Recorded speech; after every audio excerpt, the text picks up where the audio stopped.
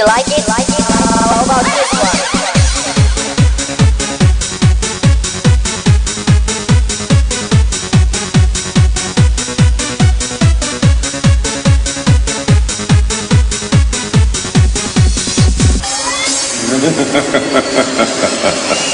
That I didn't see coming. Hello and welcome to Game On Online Gaming Radio. I'm your host for tonight, Trueflight, and with me here is... Zjeven, co-host dude and person thing. We also have a guest tonight, but we'll get to that in just a minute. Today is Monday, January 14th.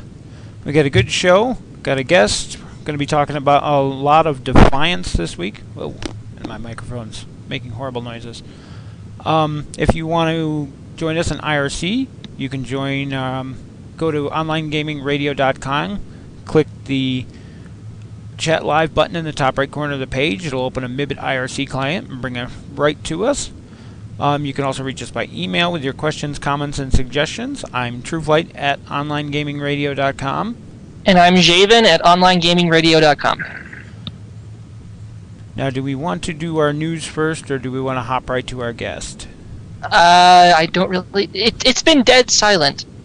the last 2 weeks of gaming news has resulted, well, in next to no gaming news. It's been really, really quiet.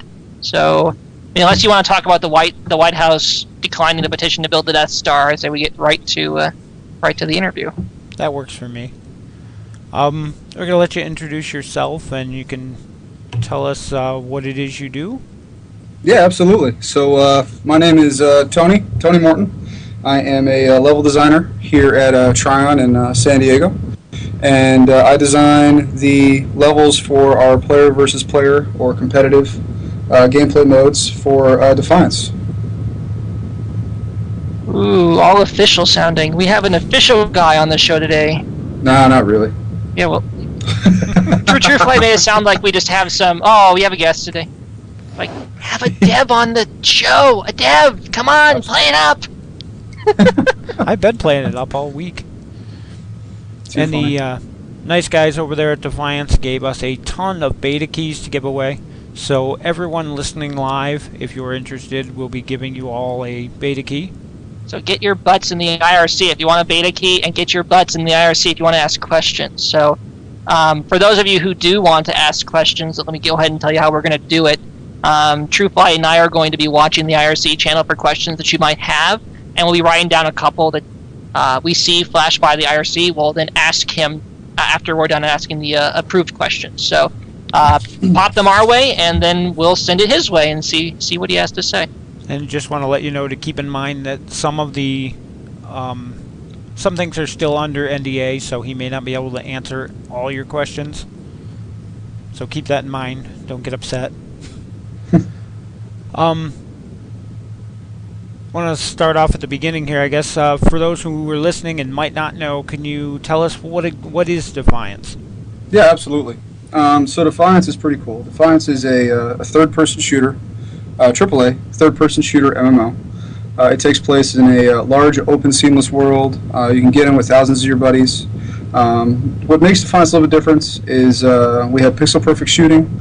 So unlike traditional MMOs, which rely on things like rotations or cooldowns, we rely a lot on player skill, crit locations, headshots. And then beyond that, we have full line of progression, character creation, a very immersive story. Plus, on top of all of that, we're tied into a TV show. So, really, at the end of the day, Defiance has got so many things that other games just can't offer, and it really is really exciting for us here at Trion. So, you say that the game is tied into a TV show, and a lot of your advertisements kind of talk about how the show will feed into the game, and the game will feed into the show.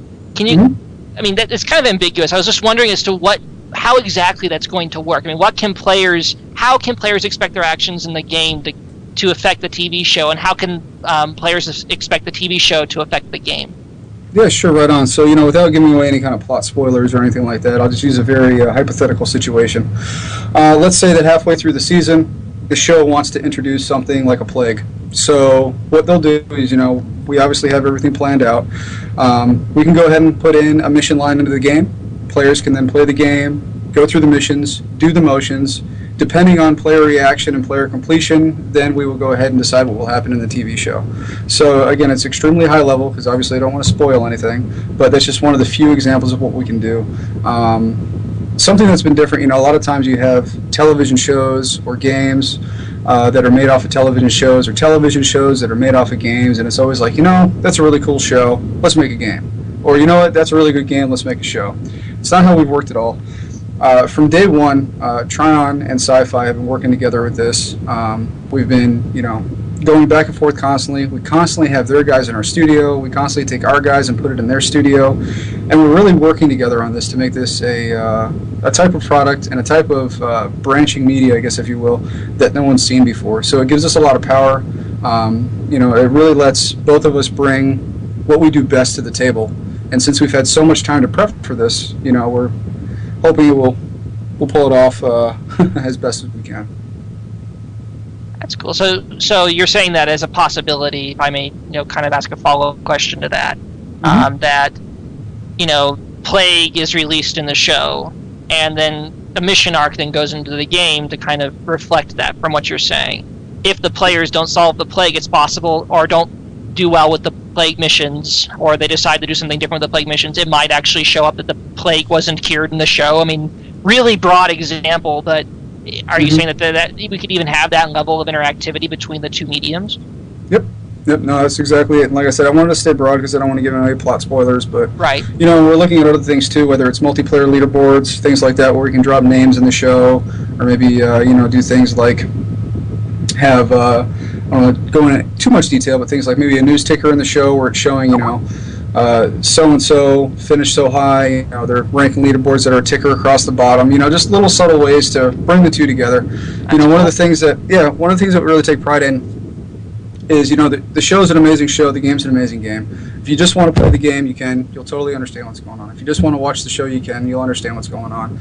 But if you play the game and you watch the show, you get that complete experience. You have just all the ins and outs, all the little tidbits, and it really brings the two together. So while they can stand totally on their own, it's just when you bring them together, it's much, much better and a much more vivid and full experience. Very cool. And you've done these all out of order, so you threw me way off. Well, I tried to ask it, impertinent to the statement that he made before. So. Yeah, yours are much more broader. I have more specific ones. Like one that really interests me is the Ego.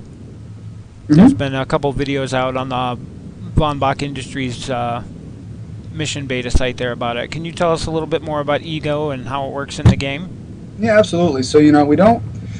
Defiance isn't, a typical MMO in which you have classes, whether you want to play, I don't know, get in all the archetype of classes. But what we do is we have the Ego, and the Ego allows the player to equip different abilities.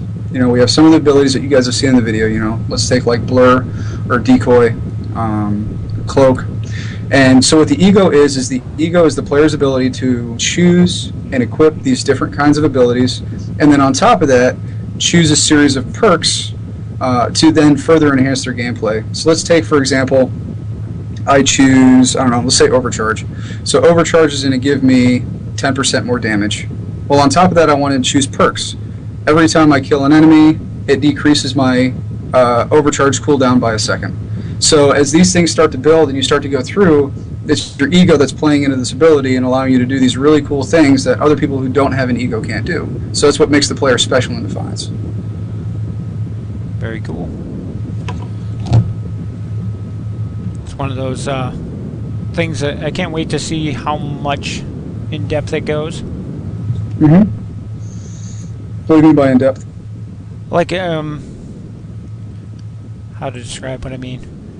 Like it branches off, right?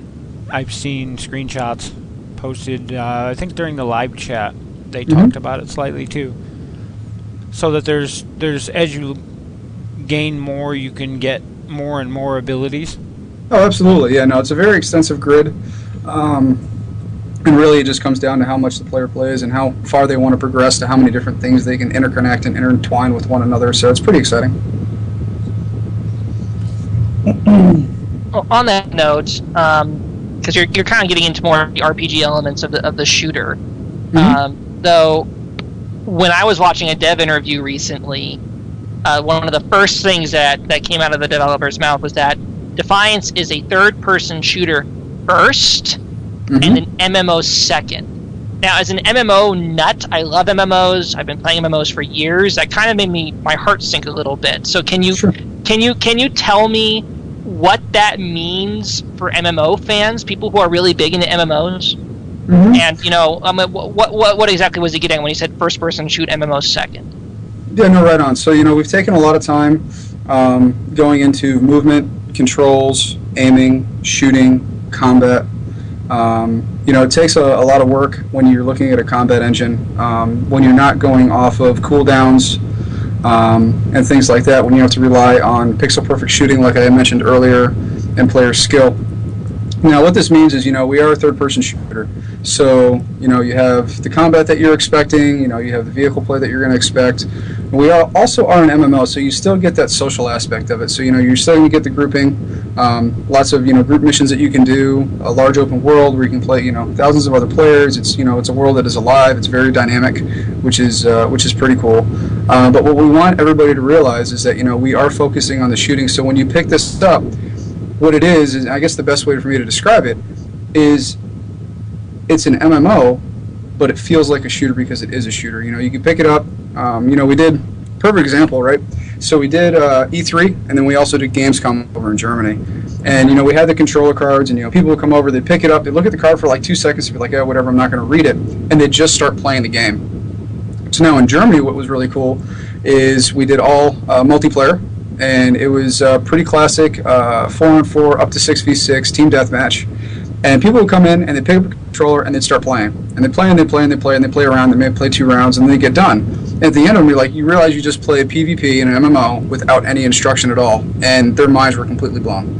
Because they realized that, once we explained it to them, it was like, yeah, sure, this is, your instant battleground. You have this in MMOs as well. You also have this in standard shooters. But when you leave this, you have this huge open world. You have thousands of players, and it's just a new experience. And so, it is all there, but, we do take the precedence to get the combat engine, to get the aiming, to get the pixel-perfect shooting and all that down, because it's what the shooter players expect. And on top of that, we have all the MMO elements as well. So, it really is. It's just like the best of both worlds.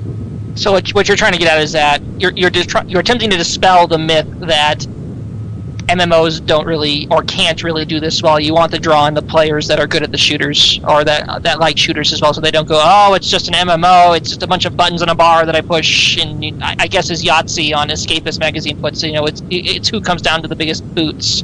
Where with Defiance, exactly. it's more of a it's a skill-based game with tighter controls and everything related to that you would expect from a third-person shooter. Yeah, absolutely. We bank on player skill, not on rotations and cooldowns. So it's pretty much a big difference between, and obviously not to take away, not to say there's not player skill that goes into traditional MMOs, because there is. There is a very high level of skill to doing things like mastering cooldowns and knowing your rotations to a T. Just in Defiance, it's a different skill set, I guess, if you will. Okay. I'm going to jump back to one of mine, which are, like I said, mine are different than your questions. A big thing that we see a lot in the promotional and the trailers and everything are arc falls. Yeah. Can you explain what they are and how they work in the game? Yeah, absolutely. So, arc falls they're pretty cool. This is one of those times that, actually going back to the last question, being a shooter MMO, it gives us another level of control, right? So we are a server-based game. We're not a client-based game. So what that allows us to do as a developer is pull strings in the background and do things that the players can't see. So arc falls are our version of what we call dynamic content. So you're out with your buddies, you're doing some missions, doing this, doing that. Sky gets dark, hell breaks loose. You get a call from your ego saying, hey, there's an arc fall, incoming debris. You go over, you do this event, you get some loot, you get some script, you walk away, you had a good day, you keep doing what you're doing. And the joy of these kind of things is, since it's all server-based, we can do that. We can pull these strings in the background. So when you log on to Defiance, you really don't know what you're going to get because the game is a persistent world. And for a shooter player, it's pretty new. So it's kind of like Rift, I mean, with their dynamic content, or is it a little bit more specific? I guess Rifts was pretty broad. No, Rifts is very broad, and it's one of those things is you find something that you feel is successful and you keep building on it. And I think what Rift did and what Rift brought to the table was incredible, and it was just our way of taking that amazing idea and then turning it into something a little different. You have the Rifts and you have the people that go, and you go to a Rift, you play it or whatever. Arcfalls are awesome because it's a different feeling when you go up to these things and you have 40 people with assault rifles and grenades and rocket launchers, and it's like all hell breaks. It's completely insanity, but it's a ton of fun. Well, aside from the Arcfalls, then, and maybe aside from the television show and the interactivity between the two mediums, what other unique mechanics kind of set Defiance aside from not only other MMOs but third-person shooters like Mass Effect? Yeah, sure, right on. So one of the cool things that we do in Defiance, and it's one of the things that on PvP we especially take pride in, is what we call, we like to call like an open door policy. So let's say that you're out with your buddies, you're doing missions, you're getting gear, you're leveling up, you're becoming more powerful. You say, you know what, I want to try some competitive, or I want to try some PvP, some multiplayer, and you go to hop into that. Now, you take everything that you just got in the co-op experience, and you bring that with you. There's not a whole different gear set. There's not a whole, another grind. So it's pretty cool because, as people are playing multiplayer, competitive, if you will, and, they realize that, well, I need to get a different gun, or I want to do better at this or do better at that, it drives them to go back out into the co-op world and complete more missions, maybe do more instances and do more things like that to get more weapons and get more power, and then go back into multiplayer. At the same time, if somebody is kicking some serious butt, and, they're doing really, really well in the co-op setting, and they have all this really good gear, and and they want to see if they can have an edge on the competition, then they can hop into multiplayer and see how they stand up. So for us, it's really cool to just let the player go back and forth between the two completely seamlessly. Something else that's really cool in the mechanic for us is we don't really have a lobby. So you're out, you're doing missions, you're out cruising the world on your quad or whatever, and you want to play some multiplayer, or you want to do an instance, you queue up, and for a shooter player, usually they'll queue and they'll sit at a loading screen, and they'll see it populate with names, and they'll hang out for a few minutes and they'll get pulled in, right? So with us, you queue up and you just gotta keep playing the game, keep doing missions, you keep rolling around, and then all of a sudden, you get sucked into it. And so these are the things that I'm talking about. If we go back a few more questions to third-person shooter first, MMO second. The aspects of how you queue for dungeons, or how you queue for instances, if you will, and then queue for competitive or multiplayer in MMO is traditionally a lot more fun than it would be in a shooter, because you're not stuck staring at the loading screen. You get to still interact with the game. So it's things like that we've pulled back and forth. It just kind of helps make it a different product, which we're pretty excited about. So you have all that dynamic content and the dungeons and the instances to play around with while you're to keep yourself entertained while you're waiting for a PvP match or another multiplayer aspect of the game. That's exactly. Neat. Yep. Well, this kind of relates to that. We had a question pertaining to the fact that Defiance was supposed to be a combination of PvE and PvP, and you kind of already went into that a little bit. But can we get some examples of different types of PvE or PvP P formats that there's going to be? And like, are there arenas, open world? You already talked about instances. Yeah, right on. So we have, your standard instance battlegrounds. Shooter players know these as, multiplayer maps. MMO players know these as battlegrounds, obviously. So these are the more controlled environments where it's 4-on-4, 8-on-8, 16-on-16. We actually go up to 30 or 16-on-16s are our biggest. So 32 player total. For the instance maps, these are going to be typical things like team deathmatch, capture and hold, very familiar things that don't take a whole lot of introduction. And then on the flip side, we have our opt-in open world PvP. Now, what we like to do with this, and it's pretty cool, is let's say that you're out, again, you're with your buddies, you're doing missions, you're scrolling from one side of the zone to the other, you roll up over this hill, and you see this huge battle going on in front of you. And what that is that's Shadow War. That's our open world PvP, and this is one of the things that we're really proud of. And what you can do right there on the fly is you can queue up for it and hop right in. You'll immediately get a outfit change. You'll be placed on a team. If you group with your buddies, obviously you'll stay with your buddies, and then you can roll in and just participate in the event right there on the fly. There's no, you don't have to load. There's none of that. It's right there in front of you, which is great. Now, even if you're not, coming across a battle and you want to do the opt-in open world PvP, you can still queue up like you would normally. You put in queue, you keep doing what you're doing, get pulled, that kind of a thing.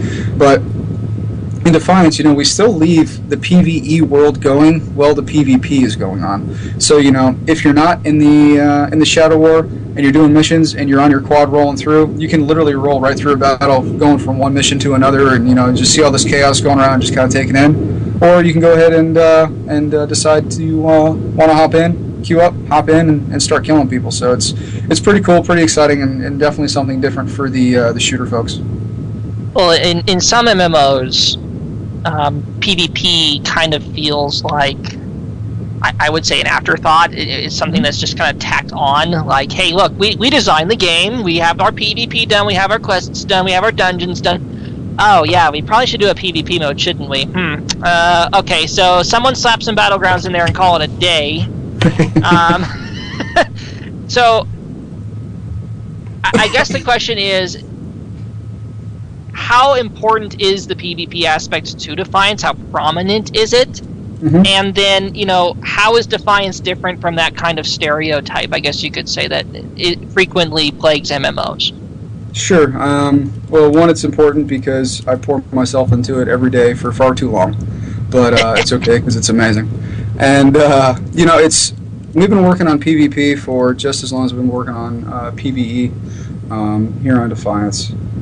There's a lot of things and aspects that we found in PvP that we actually brought over to PvE. A lot of our building metrics, believe it or not, window heights, door sizes, all that kind of stuff came from PvP. We incorporated into the rest of the game as well.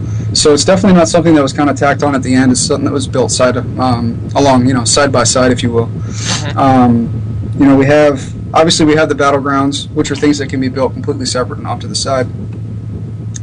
But when it comes down to it, for things like Shadow War and the open world aspect, all that has to be taken into consideration when you're building things. So we're really hoping that it doesn't feel like a tacked on aspect, because it's not a tacked on aspect at all. It really has been developed right alongside of everything else.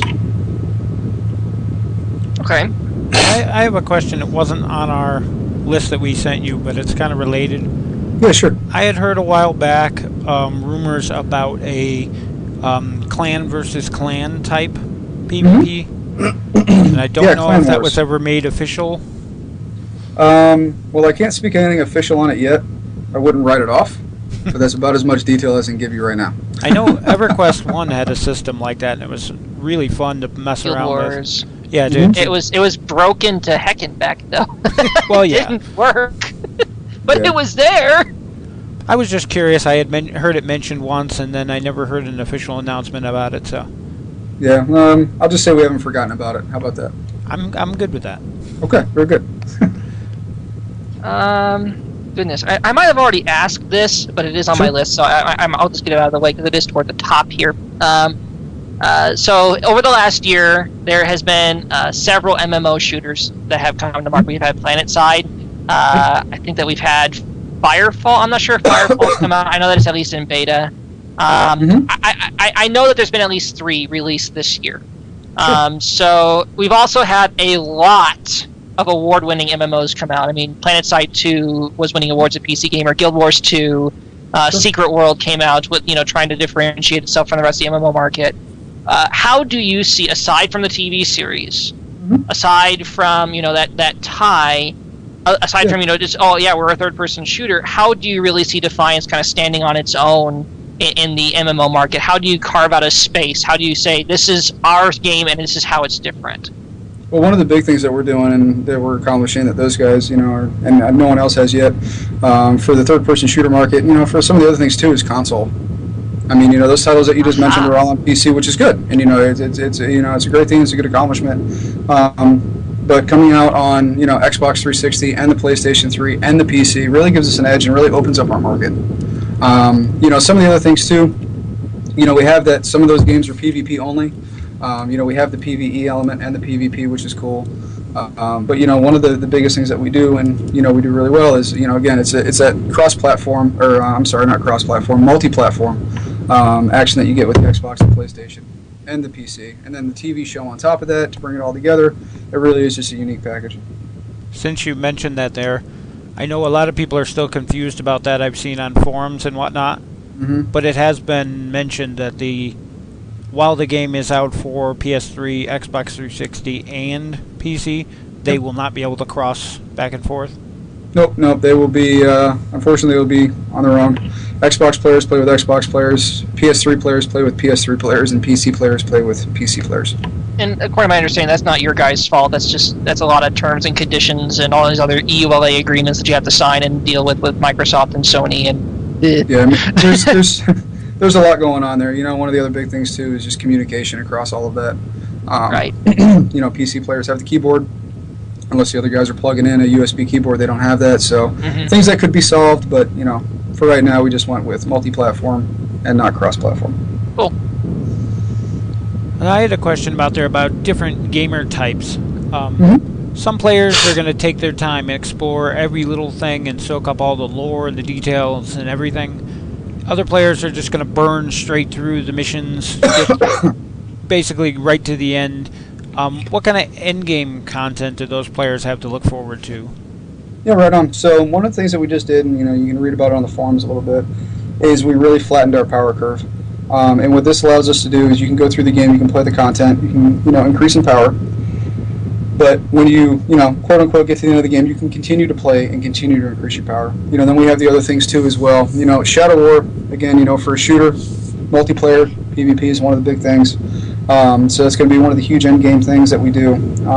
The size of Shadow War itself, and I can speak well on this because I'm the PvP guy. It's really cool because it's dynamic. You know, we have so many of these wars set out. Each war can scale up to 7 points. For each of those points, it has 3 different locations in which you can spawn. So if you really think about the possibilities this thing has, and you know, it's all dynamic, it's all done on server side. There's so many different combinations and so many different ways you can play just the Shadow War alone that, you know, the combinations are almost endless. When you take a look at gear progression and whatnot, you know, we've got, you know, an absolute ton of weapons that we use with our weapon generating system, which is really cool. You know, our systems guys are working extremely hard on that. They're doing a great job. And then you have, you know, the other things too. You have the instances that you're used to that you unlock more and more as you get closer to the end of the game. And it's just, you know, there's just lots of things to do in Defiance for a game. And then one thing that we take pride in at Trion, and I think a lot of people have witnessed this with Rift, is the ability that we have, because we're very agile in getting new content out. We can stay very aggressive. We can keep pumping players with new things to do. And, you know, just like Rift was, we plan on being extremely aggressive when it comes to that, you know, that post-launch content, because it is one of those things that Trion's known for. So again, you know, it's not like the game, you know, the game goes live or the game ships and like, oh, that's it. You know, it's not how we're going to play this at all. Exactly. We've already got, you know, a lot of DLC planned, a lot of things coming down the pipe. Plus with the TV show goes into separate seasons. We can play off that as well. So, a lot going on.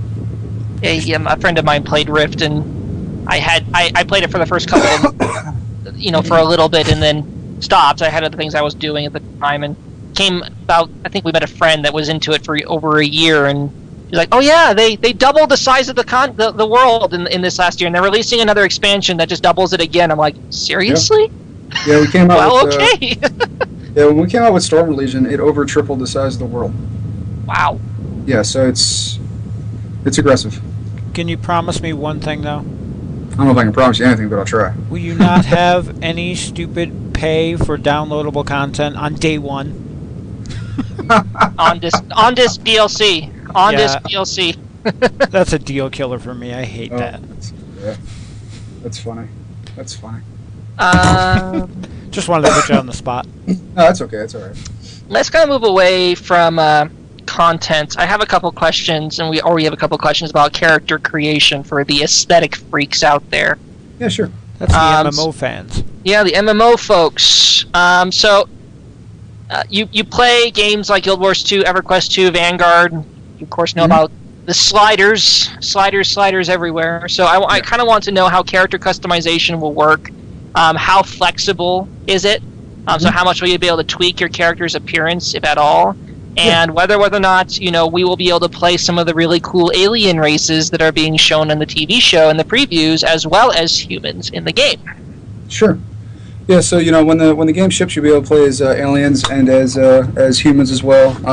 Obviously, you can play as male or female. We have customization. Comes things like hair, facial features, and things like that. Now, being that we are a pixel perfect shooter, this did mean for PvP, the PvP aspect in somewhat. We did have to give and trade. So things like silhouette sizes, we wanted to keep them very close. Because what we didn't want everybody to do is like, well, I'm just going to roll a gnome because you can't hit them because they're 2 feet tall. And we didn't want that to happen. We didn't really want people to become biased to, a specific size or a race. So we do have, pretty vast character creation and customization when it comes to, hair and facial structure and whatnot. But your basic silhouettes, between the two races, we've kept them, as close as we can, within a few percent. Because we didn't, like I said, we didn't want to have one race have an edge on another when it came to PvP because we are pixel perfect. So there is flexibility. You can play as human or alien, male, female. So there are some systems in line for that. Will all the alien races in the show that we've seen on the website be represented in the game, or are there going to be a couple missing? No, at first there will be some missing. I can't really go into details on what we're going to launch with. But and again, this is where that end game content plan really comes into effect. Allows us to respond to the community. What do they want? How do they want it? And then go from there. Cool. Mm-hmm. I think True had a question about. Well, I think you went over the other one there. Kind of, we had one asking about if there's going to be additional races or class types coming in the future, but. Yeah. We like I said, we don't have anything in concrete right now, but I wouldn't write it off. Will Defiance be holding to the trinity of MMO games, the basic healer, support, DPS type, or is it going to have its own system to that? You answered a little bit about it earlier. Yeah, right on. So it's again one of those things that we like to see that we do differently. Traditional MMOs, you have healer, tank, DPS. And it's cool because some people really love to tank, some people really love to heal, and some people just like to smack things. By walking away from that system, what it allows us to do is, as players play through the game, again, they can play how they want to play. They don't need to worry about filling specific roles. Now, I'm not going to say that we don't have things that don't heal, or players who can't heal, or players who can't roll as support, players who can't use abilities to do additional damage to draw more aggro. But we didn't build our systems to depend on that. And one of the really cool benefits of that is, let's say you want to queue up for a dungeon or an instance, you don't have to worry about, oh, well, I want a DPS, but I got to wait a half an hour for a tank, because there's no classes. Like, queue up, and oh, there's 3 other guys that want to do it too, and I'm in. So it's really one of the benefits that comes from walking away from that the Holy Trinity, like you had explained it.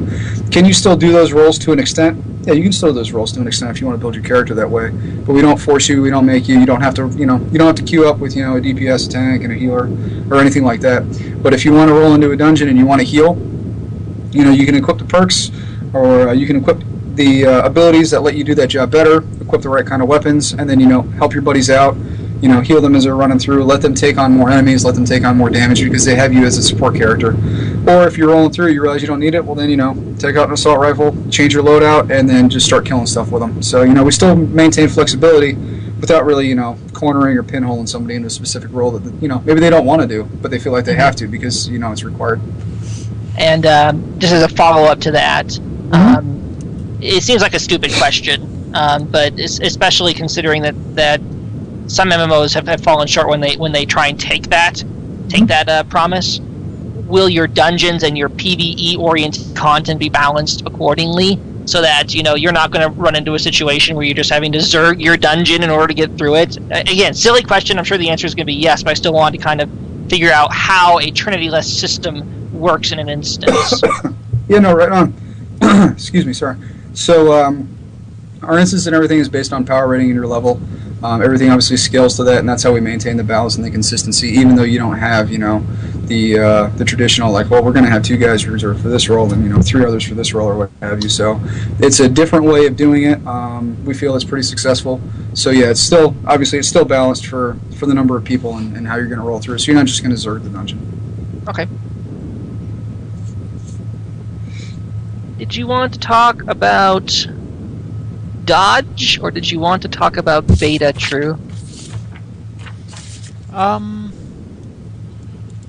You have two questions about Dodge.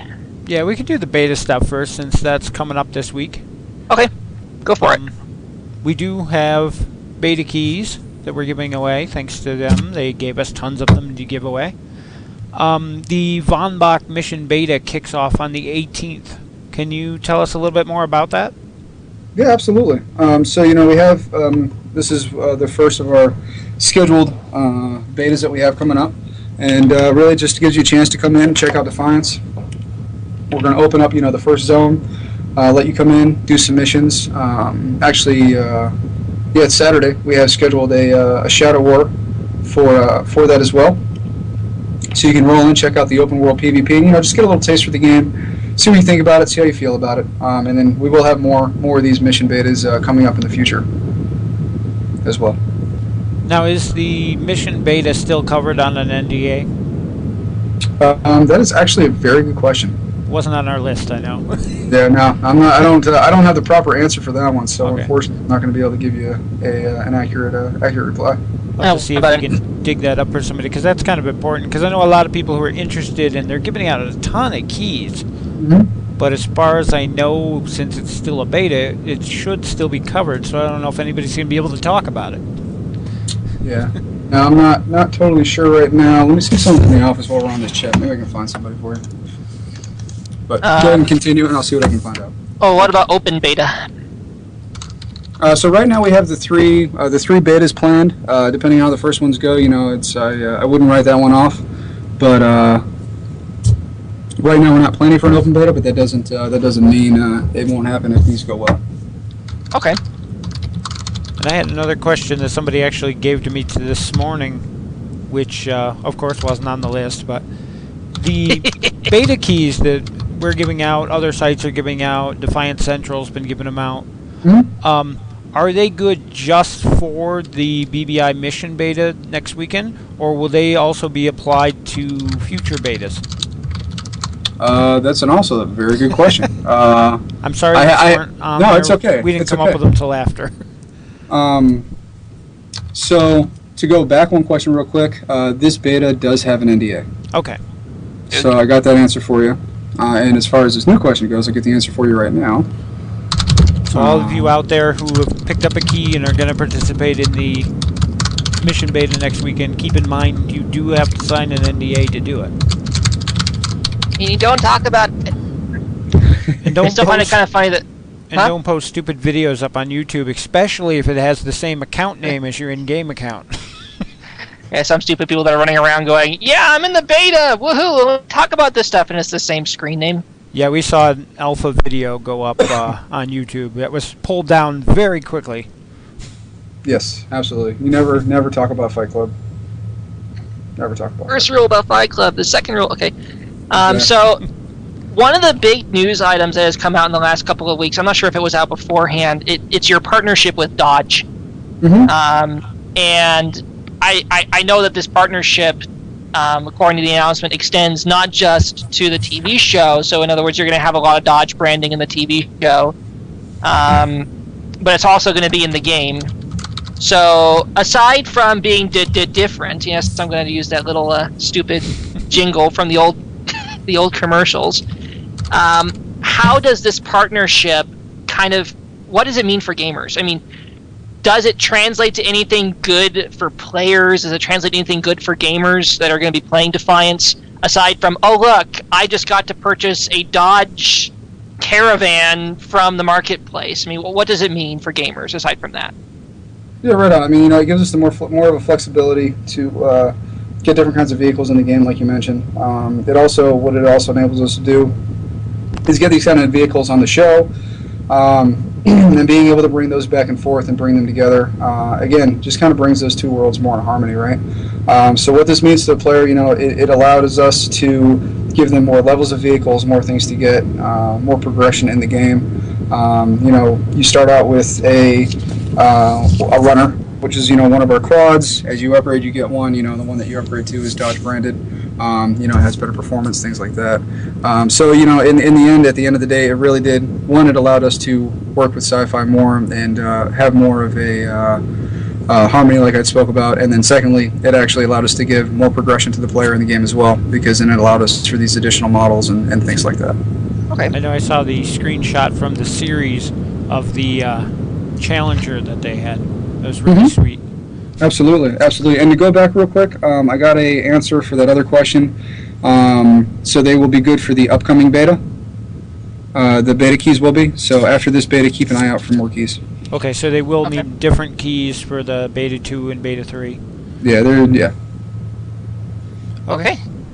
Thank you. Cool. No, absolutely. If you guys have questions, I want to try to get answers as quick as I can for you.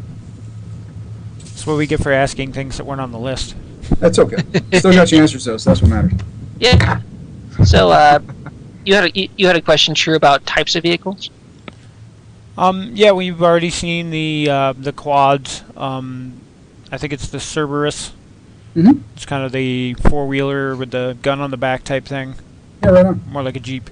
What other types of vehicles are there going to be in the show? And Yeah, sure. So or in the game, sorry. In the game? No, I know what you're talking about. That's all I'm good. reading a question here. So we have, like you just said, we have the runners and we have the Cerberus, which is the three-player vehicle. For those that don't know, passenger gets rockets, the guy in the back gets turret, the dude driving gets to drive, so that's a reward all on its own.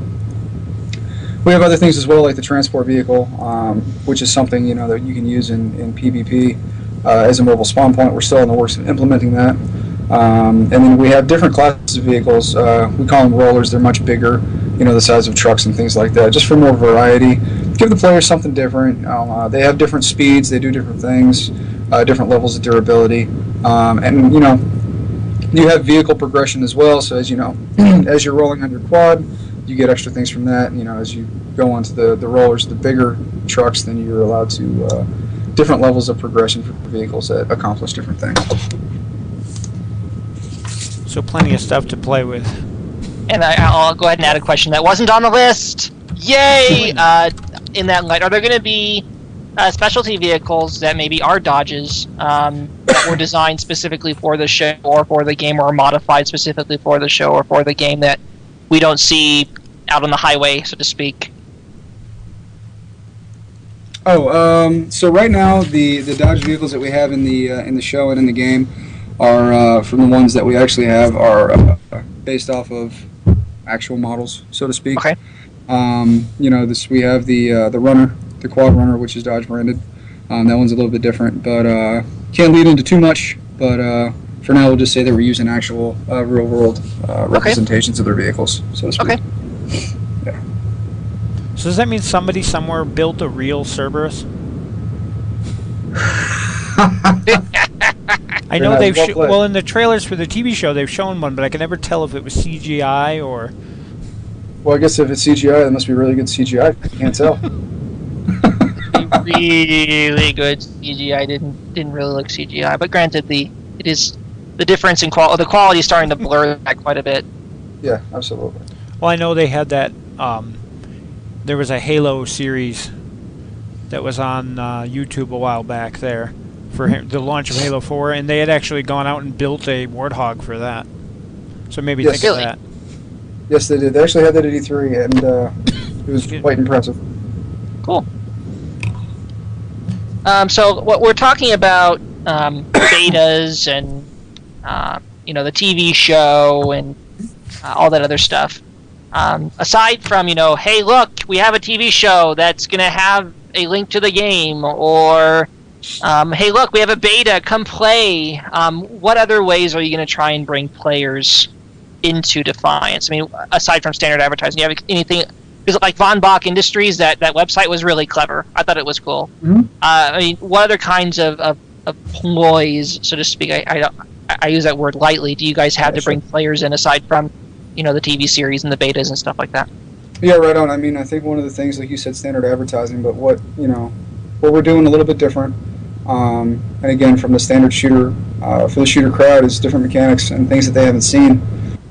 So when you mention, to your shooter players that, yeah, you can do missions with 4 buddies, but it's inside this world where there may be, a few thousand other people rolling around, and then you can do open world PvP on top of that, and then you can do these instances to get cinematic-driven story, and then when you get done with that, you can go do instance battlegrounds to do more structured PvP, and then when you're done with that, you can roll back to the overworld, and you can do things like races and have full progression, and it's just like this laundry list and this plethora of amazing things that you can do in our game, and it's like really cool things you can do in lots of other games, but you can't find in just one spot. And so it's just like that combination of mechanics is one thing that we really take a lot of pride in. And it's going back, back to when we started. We're that third-person shooter first, and it's the controls and just how at home it feels like for a shooter player. But then on top of that is all these aspects and elements of an MMO. It's just something that a lot of people haven't played before. And when you throw the console on top of that, you can do this thing. Sit in front of your huge freaking TV, sit on your couch with a controller, and just totally veg out and enjoy it.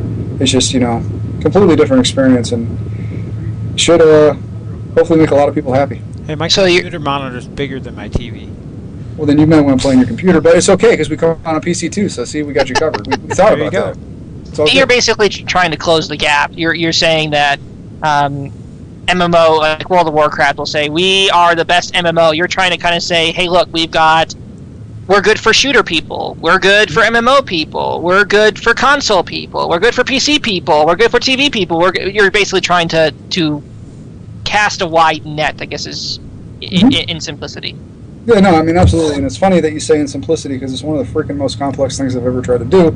But needless to say, it's been an absolute blast. It's been just a ton of fun. And, come April 2013, I think a lot of other people will agree. Cool. Yeah. Now, we've mentioned it several times that Bonbach Industries website. If anybody doesn't know, I think it's bonbachindustries.com. Yeah. And it's really cool the way that you guys are using that to promote the beta. And it actually looks like a company's website, and they have different videos showcasing their products and things. And anybody out there who's listening who hasn't checked it out needs to go check out some of the videos and stuff on there. It is really cool. It reminded me of an old when Resident Evil was actually still making some good movies. They had a television commercial for a while that was for Umbrella Corp. Yeah, for Umbrella Corp, and I'm like, wait a second, Umbrella Corp? What the heck? And then eventually, it cut to the movie trailer. It was really clever. So when you guys actually put out Von Bach, I'm like, what the heck is this? Is this a real company? I love it when you I guess play with our minds like that. Best way I could put it. Yeah, right on. Well, the question was, is there plans to do other promotional websites like that for different companies that exist in the world of Defiance? Yeah, so, I'm not a huge marketing buff, so I'm not going to pretend to speak about things that I have no clue what I'm talking about. But what I will say is, our marketing guys are extremely intelligent and they're very agile. So if Von Bach Industries rolled out well and they feel that doing another brand would work, I would not put it past them. So I wouldn't write it off. Obviously there's nothing there in concrete, but we have some pretty smart guys working on it. So if they feel that the boot fits, then they'll put it on. Very cool. All right, I had a very serious question. This one was on the list. Probably the most important question on the list. So has Emily Taylor taken full control of the facility yet? Oh, that's funny. No, unfortunately she has not. What can you say without getting fired? Yeah. Oh, I'm good. She has not taken the reins yet. We all love Emily, and it's always good whenever morale starts to tip. You can always counter her for bringing in some crazy Canadian big treats. But no, she's good. She hasn't taken over. We haven't let her. She's consistently trying, but we're trying to help her maintain her sanity. Oh, of course. But halfling style, or is she trying something different this time around? No, it's good old school. But this is my house, so it's all good. I don't know if you ate she's got it under control. If you ate the baked goods she brought in, then you're already under the spell. Well, she usually fills them with rum, and I don't drink, so I usually, so I stay clear. So I'm trying to picture a 2 foot tall, maybe 3 foot tall halfling wielding a futuristic shotgun on a 4-wheeler. No, she's a good sport. She'll admit that she's terrible at PvP, but she constantly comes to get shot in the head. So it's a good working environment. She's a good sport. Very cool. Yeah. I have a Is she, picture of her somewhere carrying around one of the prop guns. Oh yeah, right on. Yeah. We have the pictures with devs and stuff. Yeah, it's those guns are actually really cool. We had them made. I forget the gentleman that made them, but they are super heavy, super solid, and they're just a lot of fun for taking stupid pictures around the office with. More stupid pictures. Absolutely. I don't have any more approved questions. Do you want to start getting to the viewer ones? Yeah, I have a couple listener questions. I do too. I have 2. How many do you got? 2. They're probably the same too. No, I actually got some from one from in-game and one from Skype. So Well, there you go. This is a good one. We've been talking about the being able to play on consoles, being able to play on the PC. How much different is the game experience going to be when using a keyboard versus a controller? Yeah, right on. So we obviously respect the PC market and we respect the console market. So there are differences between the two. On console, you get slightly more aim assist. On the PC, you're going to get less. When you go in, the UI fully supports one or the other. We have everybody, in the office. Some guys are on PCs, some guys are on PS3s when they play, some guys are on Xboxes. So it's not like, we've built this for a console and we're just going to port it over to PC. They've been running with us and they've been going neck and neck the entire way. thank God. Personally, I'm hopefully this doesn't get me cast out, I'm a PC guy. Give me a mouse and keyboard any day of the week. It's just what I enjoy. No, not on this show. And no, it's from my job. And so, but no, I am, and just I love mouse and keyboard, and I can pick up. It's funny because I can pick up the controller, play Defiance, play it pretty well, pick up the mouse and keyboard, play it just as well. So it really doesn't favor one or the other. You can go back and forth pretty easily, and again, all of our stuff is server side, so things like controls, we're tuning all that stuff in, so we can do that all server end, back end, behind the scenes, and really tone that in right up to the point until we launch the game. So we have a lot of freedom there. Oh, it's really, really good to hear because we live in an era of crappy PC ports. Mm-hmm. So to hear that we're not getting a crappy PC port, I didn't expect it, of course, but there are a lot of AAA games out there that are releasing very, very poor PC ports, or they're basically saying we're starting on a PC and then they'll try and build it for the 360 and it just doesn't work. Yeah. Or there's awesome games like Halo 1 that came out for the PC and then they abandoned the PC. I love the series. I'm not a big fan of consoles, at least the last generation or two. We could talk forever about how much Microsoft has kind of said, hey, look, 360. Oh, Windows? What's that? Over the last several years.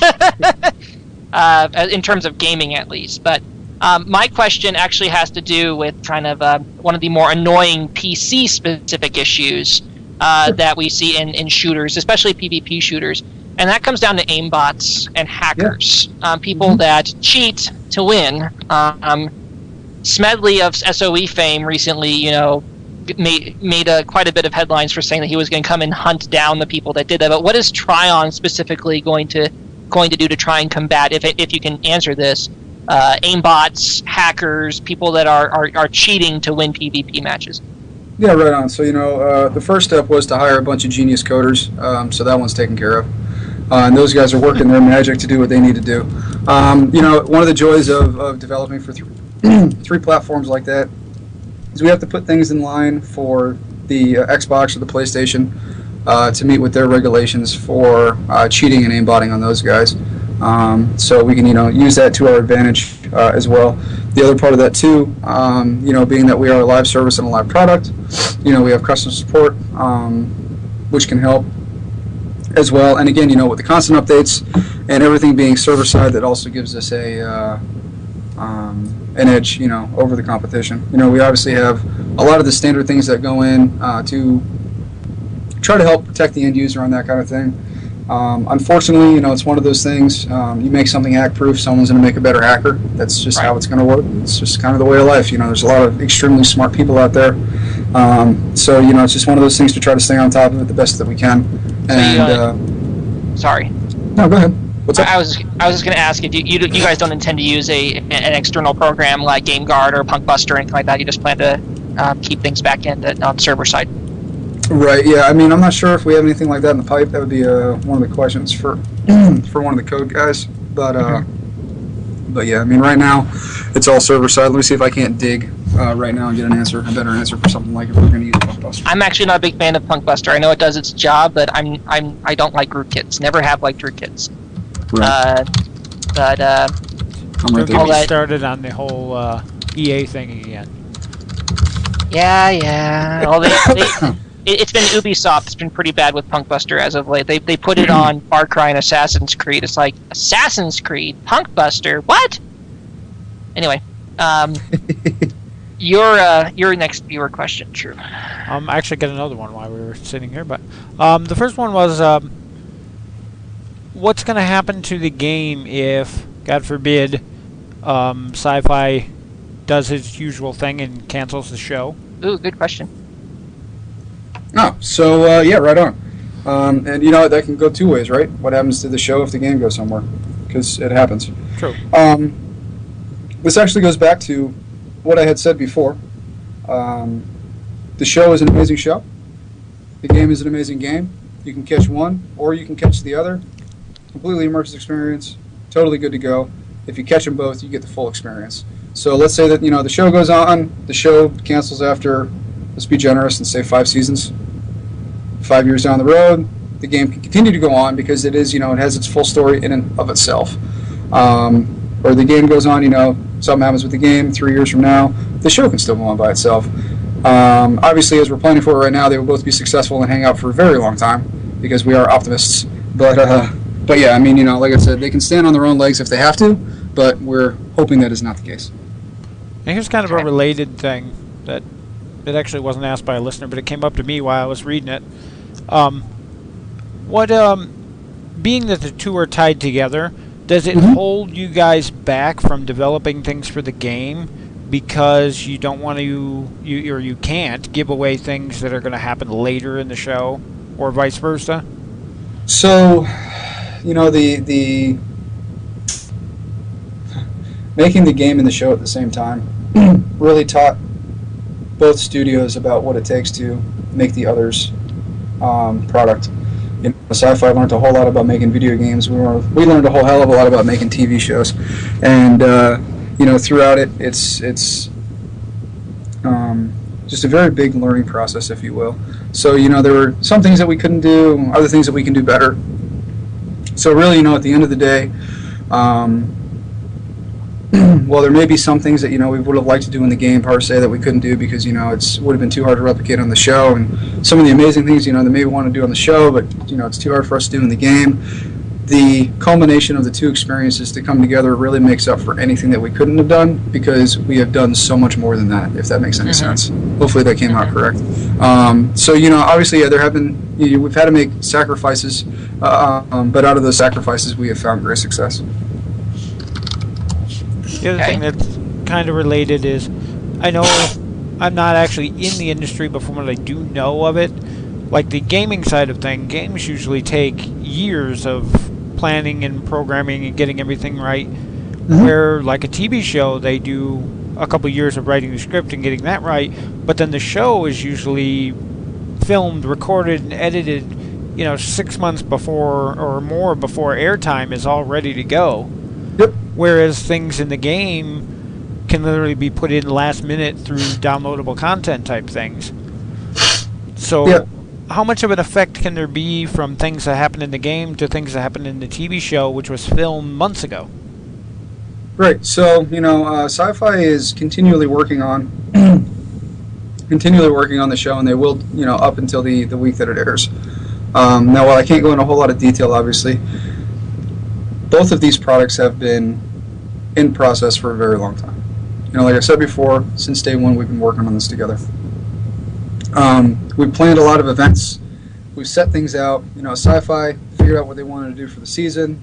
We worked with them on the season, figured out what we needed to do in the game, planned for it. So let's say that you've got, well, players can do A or B. What are we going to do? There's a couple different ways that the TV show themselves can adjust for this. They can either A, shoot 2 scenes, shoot 2 ways for the story arc to go. Or B, they can do things like, save VFX for the last minute, so they can go ahead and, slip into VFX right before the show goes. So, I mean, the guys at Sci-Fi, they're a very smart and intelligent group of people. They have a lot of tricks up their sleeve they can do for the last minute content.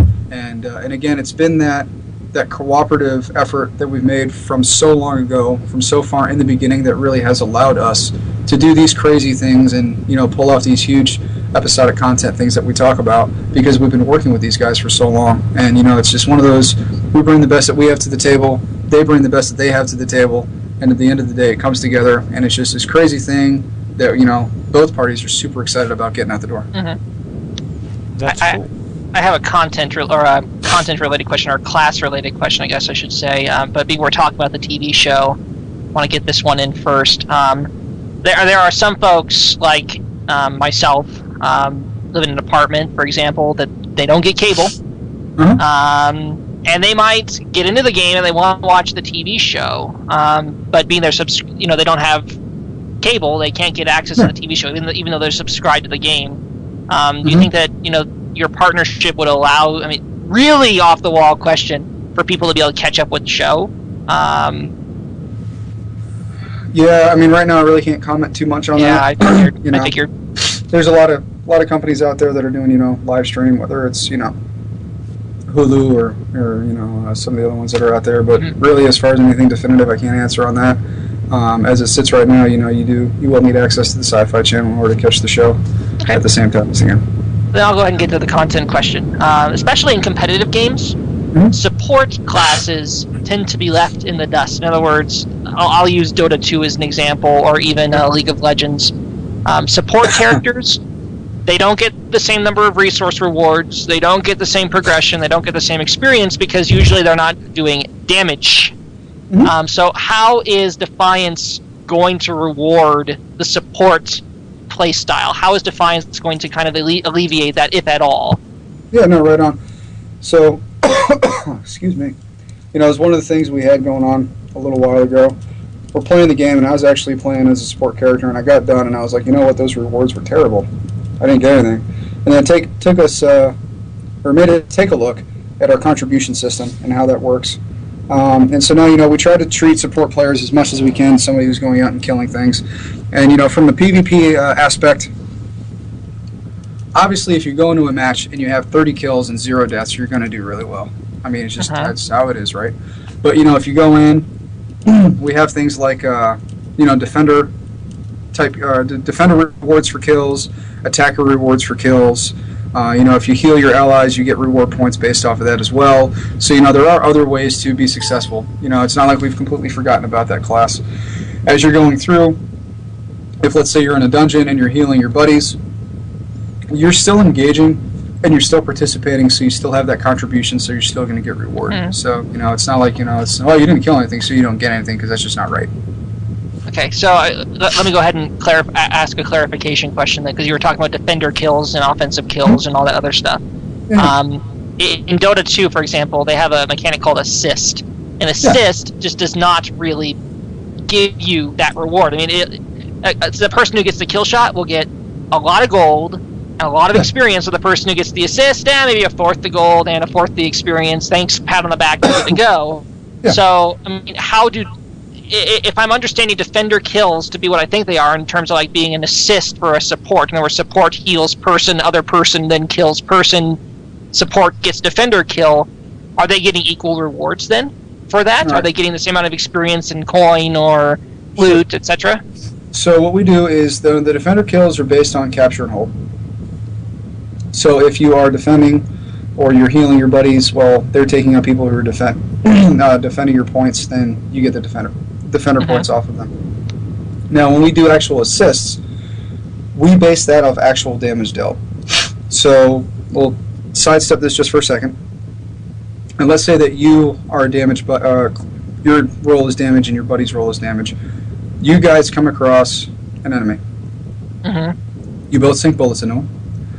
You happen to get the assist because he got the kill shot. Right. Well, let's say that you happen to do 80% of the damage, and he just happened to get the kill shot. He's still going to get the reward for the kill shot, which is the full, for sake of argument, 100 experience or 100 points. Right. You did 80% damage, you're going to get 80 experience or 80 points. Okay. So you get as much as you put in. You get in what you get back what you put into it. And so when you roll to the healing classes, as much as you're healing, depending on the healing that you're doing throughout the match. So it's a pretty complex system with a whole bunch of algebra and calculus that would be way too boring to try to explain here. But we do compensate for for the healing and support rolls. Okay, so because Guild Wars does the exact opposite effect of what Zev gave as an example. Mm-hmm. And they ran into a big issue there where you get XP for helping, and what was happening for a while is like the big, huge events. People would run around and basically hit every mob in a fight once or twice, so that when they got killed, they got their percentage of each kill. Yeah. Oh, it was driving the people poor nuts. the poor support guardians were running back. I can't get a hit off, and they'll heal someone. They won't get credit. So what you're telling me is that someone who heals someone or spends time healing someone is going to be just as rewarded or be compensated just as much as someone who does damage. It'll factor into that system. Yeah, it all factors into the system. We like to have the pipe dream that the contribution system is going to be flawless when we ship it. But again, that's why we're server side, so we can adjust that kind of stuff and stay agile and stay on top of it. And to the person who asked this question, it's called a beta test. So test your support characters and send them feedback, because I'm sure that Tony here would love to read it. We pages and pages of it. Absolutely. That's what makes a good developer always listens to their fans, because at the end of the day, if you don't listen to your fans, then you're not going to be in business. You hear that, Sony? Hint, hint, nudge, nudge. Oh, sorry.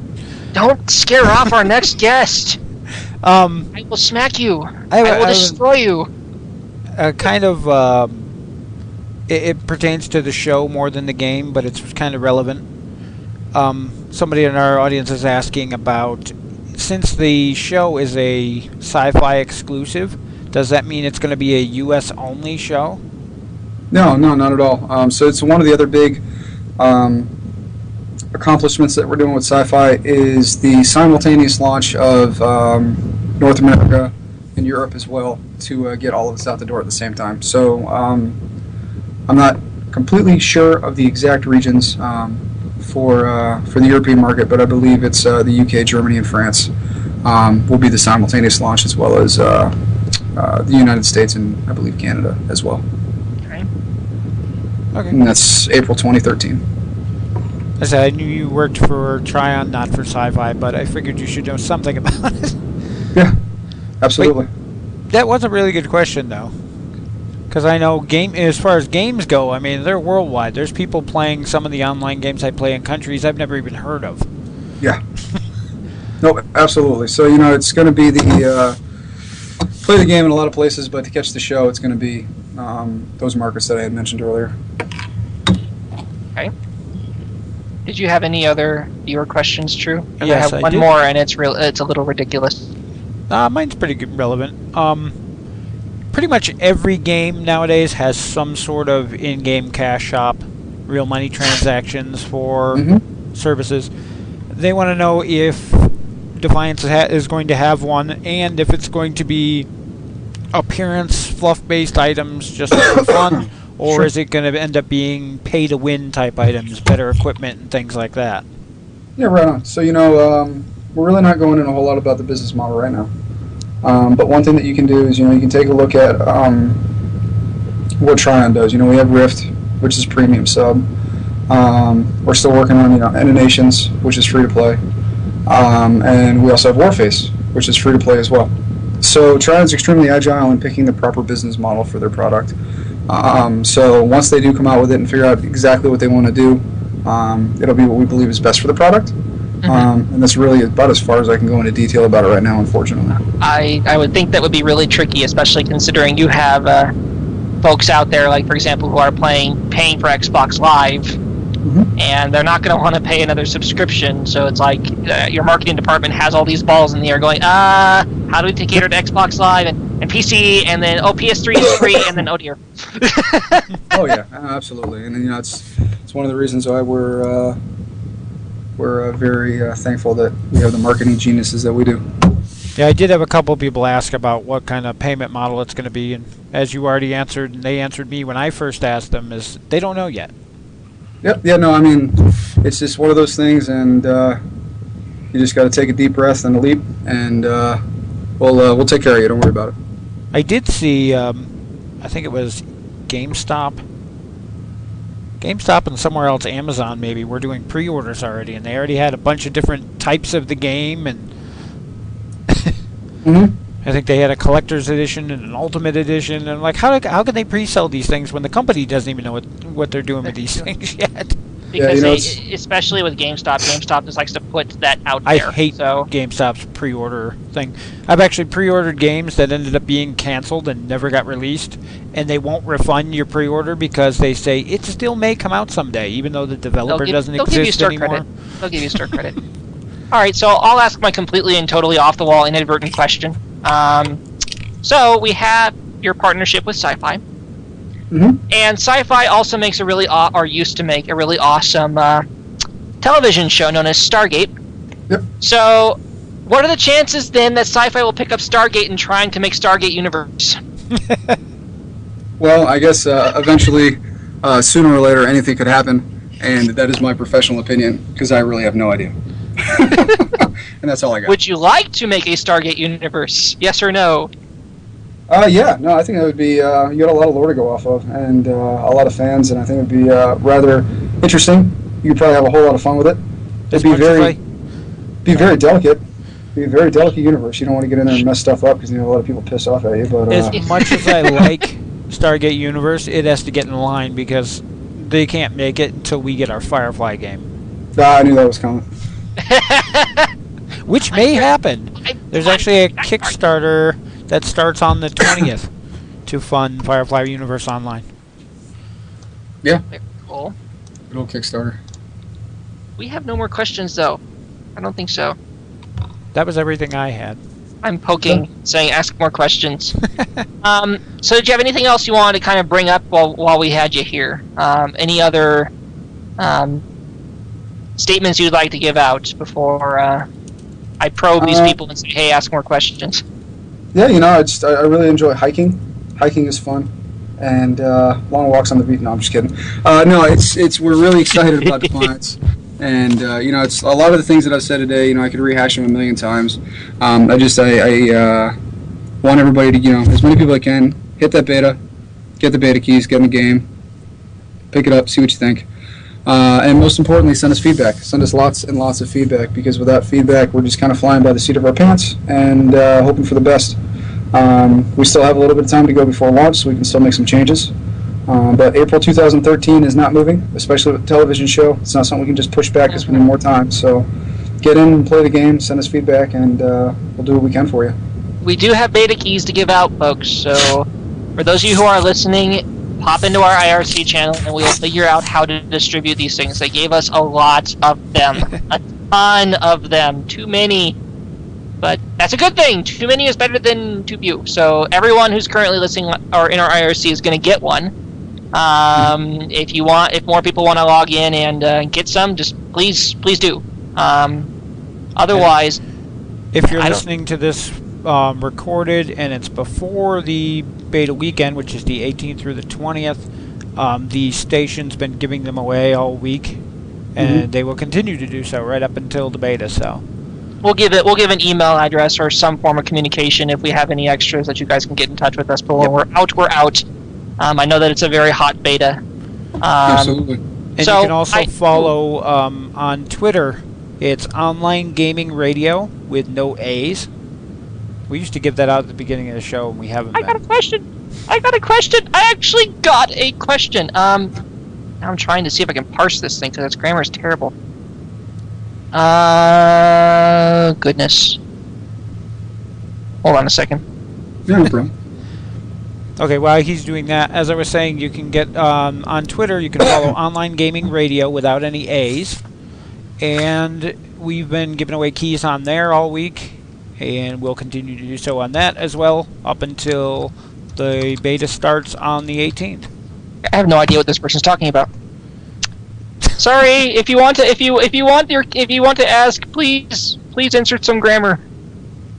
Grammar is good. Anyway, it's not everyone's first language. This is true. But yeah, I don't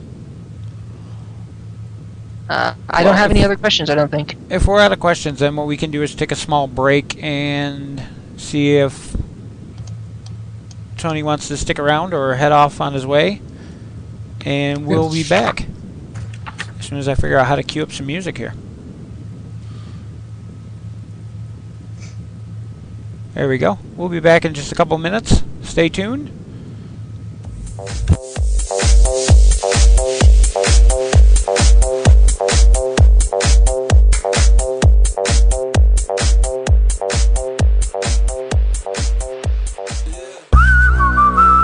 Hey! And I forgot to hit the auto DJ off. Uh-oh. Bad DJ. There it goes. Started playing the show exit. We're not done yet. And we're back. Yeah, -1. Oops. Yeah, and he started playing the exit instead. So it's like, oh no, we're still here! We're still here! Don't go anywhere! Yeah, Lance, or Tony, sorry. I'm gonna get flogged in email I had this now, issue aren't I? before the show. It was Tony Morton, but he was logged in with Lance James' His account, account. so I kept on seeing it flash up on my screen. Yeah, he had to go. He was great. He had to go return some videotapes, but he had to go. Yeah, we were supposed to have Lance on the show too, and he got called to a meeting last minute. So I think things still worked out pretty good. It did. We got a lot of questions answered. And now we can talk about all the stuff behind his back. Yes. I actually found one. Have you seen the new Defiance trailer? The most recent one. Yeah. I have had. Shows the multiplayer, the big gameplay video. See, I'm not actually big into trailers. I don't really watch trailers that much. I'm becoming less and less about betas, but when I do play a good beta, I say that because I'm like, I don't want to see any spoilers. I don't want the game to be ruined, but then I get curious anyway, and I want to log in. I'm actually one of those people that does beta tests, though, unlike the folks that are just looking to play the game. Oh, yeah. We've had a whole ordeal over that, believe me. Yes, I am one of the few official, actual beta testers. I go in and I test things, and I fill out reports, and... It's always good when the developer listens to feedback. Plenty of developers who have not. Plenty. Not But going anyway, to say names. What I was saying is the new... there's a new Defiance trailer that came out last week, I think it was. And it's all about gameplay, shows all sorts of stuff, shows some arc falls, shows some mission play. And the cool thing about it is at the end, if you pay attention, there is a little thing that says check out the game or play the game, something like that. And if you're paying attention, you see that the letters in the sentence change. And if you actually go through and pause it, it gives you a code. Oh, that's cool. I don't know what this code is. It's not enough digits to be a beta code. Something that you maybe enter for your account to get something special? See, I don't know. But we should have asked that. Come on. We had him on the didn't show think no of more it. than 5. Oh, come on. I didn't want to give it away either. But I did anyway.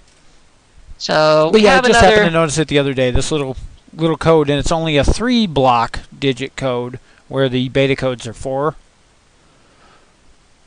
So it's the wrong format to be a beta code. So I have no idea what it is. I thought it was interesting. Anyway, the trailer's pretty cool. I'll link it in the show notes. It's definitely worth checking out. Cool. They have a new trailer for the show, too, which was pretty cool. Very Firefly-ish. Oh, yeah. The trailer. I thought you didn't watch trailers. I watched it. Well, I watch sci-fi. I watch Face Off. It's one of my. Excuse me. In fact, I'm going to be watching the Face Off season premiere this Tuesday. And yeah, so I catch the trailers sometimes. It's just actually it is really cool that they have that branching medium going on because I know people that don't even touch games with a 10-foot pole. And I'll just say, oh yeah, we have some of the folks from Defiance on the show tonight, and they'll know what I'm talking about because they've seen the commercials for the TV show. And then they say, which actor is it? No, I mean, they just say that's really cool, and we'll be able to talk and have a common medium about or common ground about the subject because we both know a little bit about what's going to be happening with the plot by the trailers a little bit. And I have game that I'm going to be playing, so it's really neat. I think that it does help bring the two mediums together. It does help bring more players to the game. So we'll see what happens. But I did have a question to bring up because it's something that is discussed a lot on boards, forums everywhere, comment sections, reviews, you name it, you see it. And why does World of Warcraft suck? Because it's the only developer on the face of the planet that looks and says, our biggest criticism is that our game is too easy. Let's make it easier. Yes, I know. It's absolutely retarded. Anyway, what is pay to win? I had to bring this up because... Wait, before you get into that, Huh? on what you just said, before you get into your new topic here, there's one other company that has a similar philosophy, except it's, why do people play our game? Because it's different than WoW. Let's change our game to make it more like WoW. You'd be surprised how many... Well, unless you've actually played WoW, and I know that you're going to make fun of Sony, and I'm going to smack you. Yes, I am like the only person, I guess, in the show that will ever defend Sony. But WoW is its own animal, dude. I'm just saying, people love to compare EverQuest 2 to WoW. Oh, they're WoWifying their game. They're putting stuff from... No. Just spend a month in WoW, and it is a good game. It's just that there's nothing quite like it for better and for worse. And I will emphasize for worse, at least for me, because I do not like having the kid gloves on. I really don't. I mean, they have their audience. Their audience does really like it, and I have seen, for example, like when they removed the talent trees with Mists of Pandaria, there were a lot of people that were like, well, you see, that just makes the build more viable, because there are people out there who do not care. They do not care about the fact that there's variety. All they want is their class to be able to perform.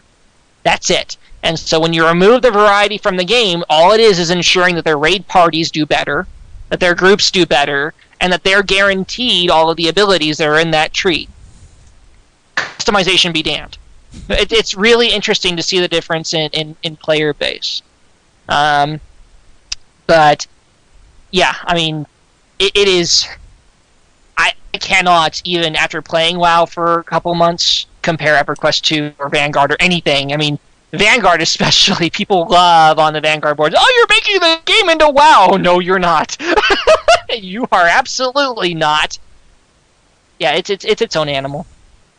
But yeah, back to that subject, because with the onset of free-to-play, we have a lot of people who love to throw around the pay-to-win tag. They love to say, it's pay-to-win! They'll throw it at PlanetSide. They'll throw it at EQ2 because it has unlockers. They'll throw it at Secret World because you have to pay to get access to some of the content. They'll throw it at Lord of the Rings because there's certain gear in those quests that's better than the other stuff, so that's obviously pay.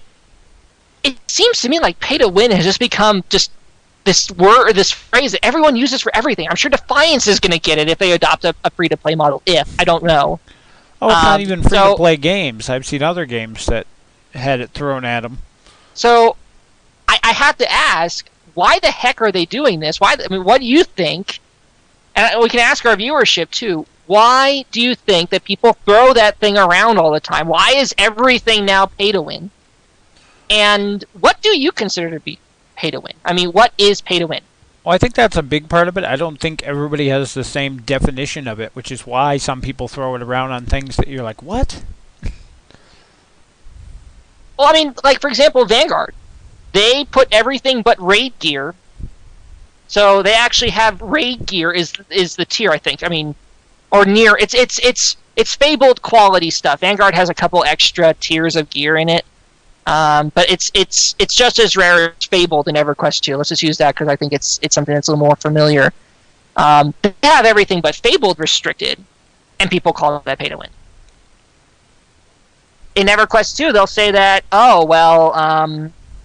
coin, restricting coin before they unlocked coin, is pay to win. in oh god, there was one other game, Planet Side. They said the game was extremely pay to win, even though every single gun that they release in their shop is a side grade, not an upgrade, meaning that it isn't better than other guns. It just does things a little differently. Yeah, I play World of Tanks, and people throw that around in that game all the time, and all that paying money in there does is get your things faster. Right, so... There are some unique tanks that you can only get from that, but they're no better than the other ones. They make money a little bit faster, but, I mean, anything that's a free-to-play that has a paid account, they give you perks for having the paid account, so I don't see any difference there. So do you think that people throw it around a little too readily? Yeah, I do. To me, pay to win is, if I pay cash, I can get, end game loot, top things that people not only take hours and hours of playing and grinding to get, but also, have a rare chance too. That one piece of fabled chest armor that only drops 1 in 10 times through a dungeon, and then you have to roll it on it with your other 20-some party members. And if you can go to the market and spend $20 and get that same one, that's where I draw the line on pay to win. I think it's just paying to get an advantage. Honestly, it's just any advantage. If you go by that, anything, because you can buy XP potions in EverQuest 2. Is that paying to win? Even though we all have 5 million free XP potions laying around. But, I don't really see pay to win as a problem, I guess you could say, unless it's... because people make it out to be the friggin' end of the world in PvE games when they have forms of unlockers or side grades or anything like that. But I only see it as really a quote-unquote issue unless it's a PvP game where I'm having to go up against other people. But, yeah, I'll agree with that. Like World of Tanks.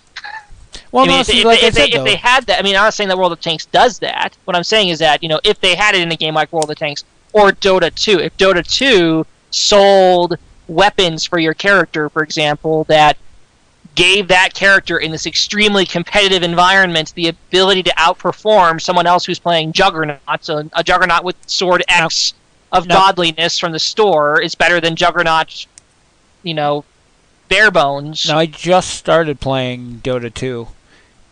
Can't you buy new characters? No, all of them are free. Oh, okay. That's League of Legends. League of Legends, they sell characters and they sell skins. That's where they make most of their profit. Yeah. I know you could buy appearance stuff in Dota. I didn't really. It's not too terribly expensive either. And what's cool is that they have the player studio thing going on with it. So they have, I forget what it's called, but you can make hats and weapons and all this other stuff and sell them on Steam to other people. I will say on the same topic that when we first started playing World of Tanks, was well over a year ago, gold ammunition was a type of ammo that basically did extra damage or extra penetration, one or the other. But you could only get it by paying cash to get gold, which is their in-game currency, and then using that to get it. Now, that is a form of pay-to-win, especially in a PvP game.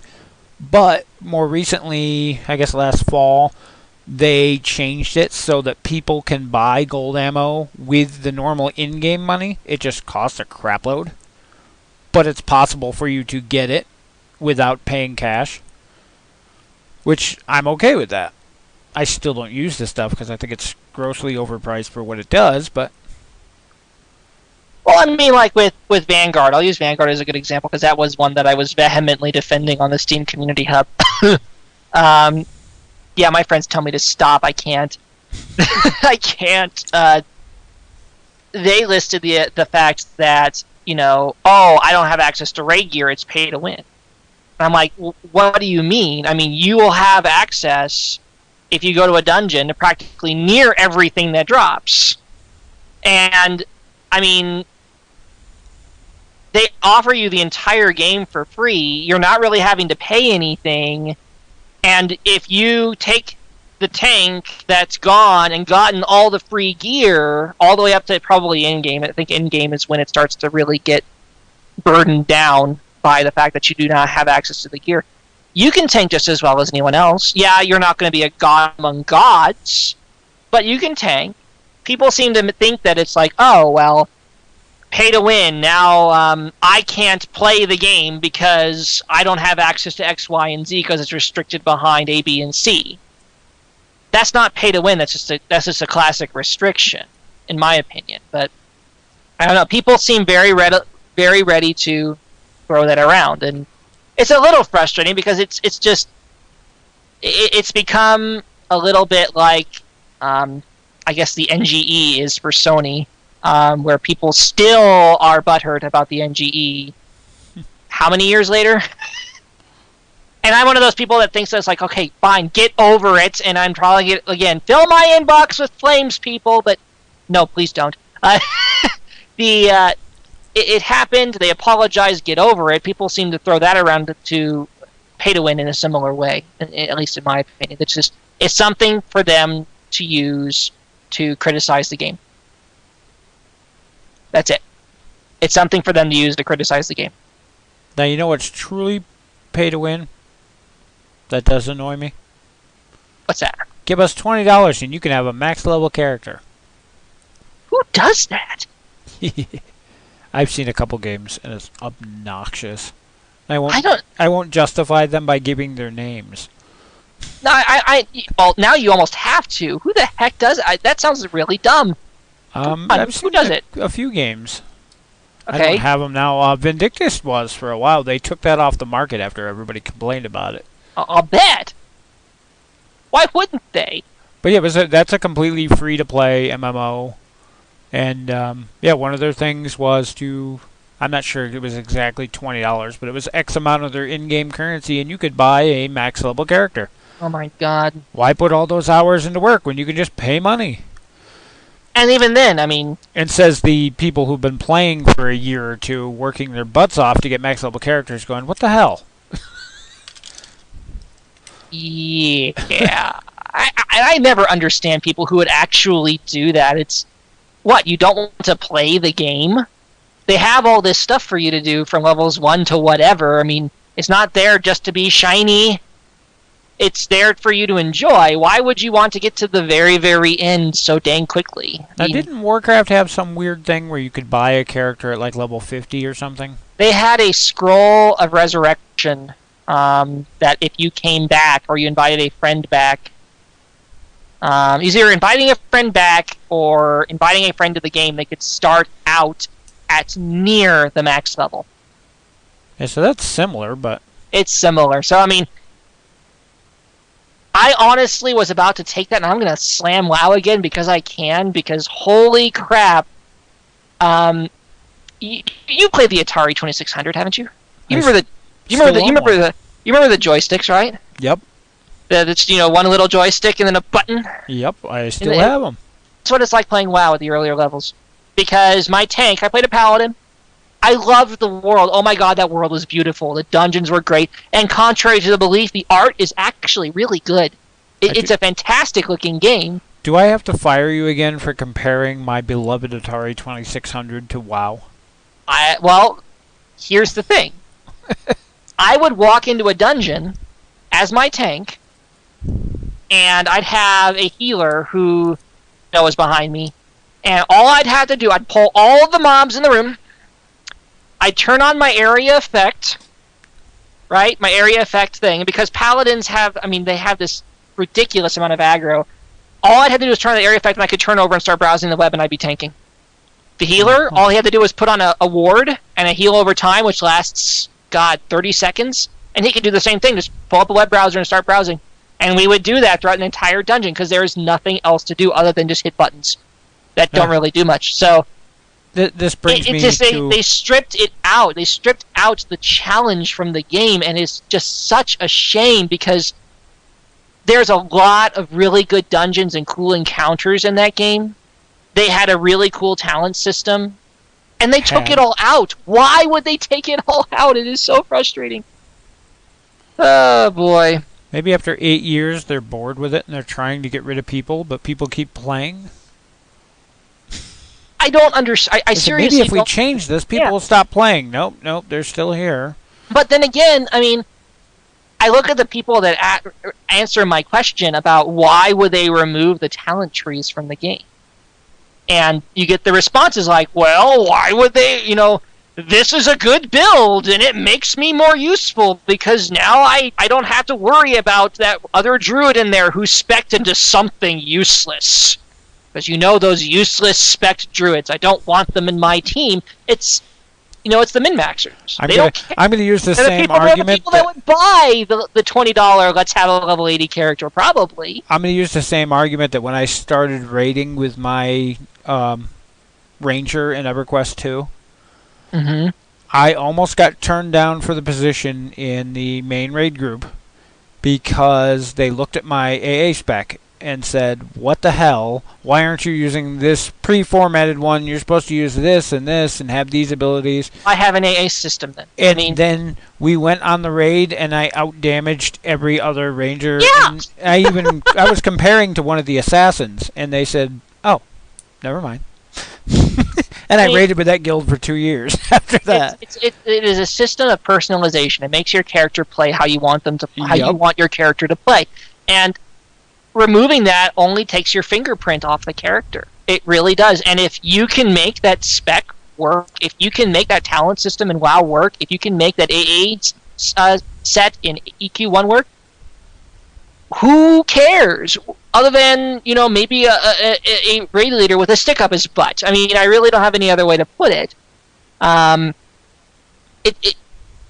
am a huge proponent against removing special or personalization aspects in games. They need to keep them in. And I'm happy that games are more moving toward that. It was one of the reasons why I was a little disappointed in Guild Wars 2, because by level 30, you have everything. Your character isn't personal beyond the fact that, my hotbar may be a little bit different. That's it. So yeah, I really like to see games that do that. And I think it's a shame that there are people out there that will want them either removed or will poo-poo someone who builds something a little different. It's a huge shame because they're in there to give you that ability to make your character yours. Are you done ranting now? I am done ranting now. I want to get to something we're going to make pretty much a permanent part of the show, I hope. And maybe when we get some guests on in the future, we'll bring them in as well. And the idea is, what have you been playing the last 2 weeks since our last show? Okay. You want to go first? Do you want to go first? I don't care. What you've been playing. I've actually been playing a little bit of everything. I played my first Dota 2 game. Okay. Oh, cool. I talked about that earlier. Yeah. Quick. Were we on the show when I talked about that? I don't think it was before. I think it was before the show. Might have been before. Yeah, I've been wanting to try it, but I didn't want to spend the money. And Caliber, I hope I pronounced that right. Hopefully he's going to be doing a show on OGR here soon. But been watching his live streams, and he said, well, here, and gave me a copy. So I gave it a try. Excuse me, I gave it a try. I only got to play one game, but with its complete lack of tutorial and single-player like practice mode, I had to go online, and of course I got stomped. But it was fun. It was interesting. It kind of reminds me of like the 3D version of Gauntlet and EverQuest combined.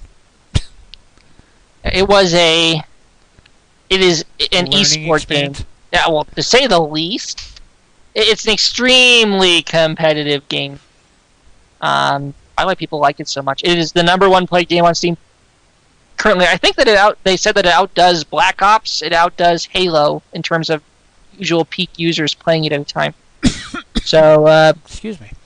It's doing quite well for itself. I'm happy to see that. Yeah, it's definitely a cool game. It's going to take some getting used to before I can play at a level that I can go online and just play a game and not expect to get stomped horribly.